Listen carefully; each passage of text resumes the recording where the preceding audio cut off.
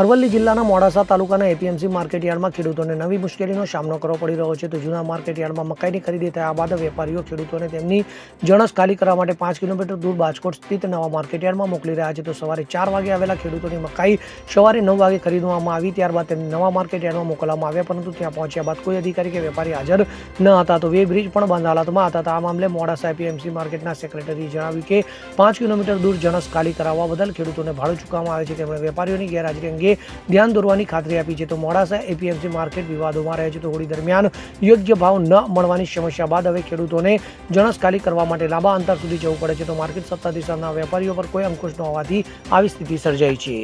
Bureau report CN24 news.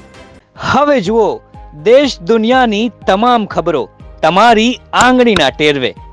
ઉઠાવો mobile અને Google Play Store પરથી ડાઉનલોડ કરો અમારી CN24 ન્યૂઝ મોબાઈલ એપ.